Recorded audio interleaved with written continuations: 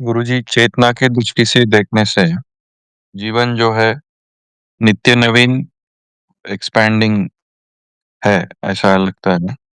लेकिन मानसिक दृष्टि से देखने से पुरानी चीज ही कंटिन्यूएशन हो रहा है, ऐसा लगता है। इन दोनों के बीच में समन्वय कैसा करें? चेतना की दृष्टि आपको परमात्मा की तरफ ले जाती है और मन में रहना संसार की तरफ ले जाता है। ये दोनों ही एक विपरीत दिशाएं हैं और मनुष्य इन दोनों विपरीत दिशाओं में रहकर ही अपना जीवन यापन करता है। अक्सर तो मनुष्य संसार में ही रहता है और मन के साथ ही रहता है। जब मनुष्य इस अवस्था में रहता है तो चेतना लुप्त ही रहती है। चेतना विकसित रूप में नहीं रहती। अगर चेतना विकसित रूप में रहे तब सांसारिक कार्य नहीं हो सकते। तो जब सांसारिक कार्य आप करते हो तो शुद्ध मन से करो, लेकिन मन के पीछे एक गुप्त आभास रखो कि परमात्मा की शक्ति यानी चेतना आपको देख रही है, आपका निरीक्षण कर रही है। सांसारिक कार्य करते हुए यही साधारण और स्वाभाविक वृत्ति है। इसमें आप चेतना का विकास नहीं कर सकते। अगर भीतरी मनोस्थल पर परमात्मा का आभास ही रहता है तो यही उचित अवस्था है। जो आप पूछ रहे हो समन्वय, इस समन्वय नहीं है, बल्कि उसकी उपस्थिति का अनुभव रहने मात्र से ही आपके कर्म शुभ होंगे और आप गलत कार्य नहीं कर पाओगे। अगर भीतरी मन की अवस्था में अगर परमात्मा का आभास नहीं होगा तब आपसे गलत कार्य हो जाएंगे।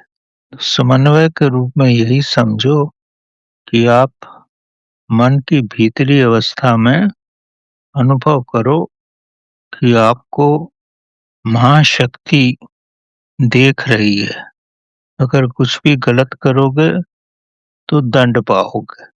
इतना अनुभव मात्र ही आपको उचित दिशा में ले जाएगा और आपसे कोई भी अपराध नहीं होगा।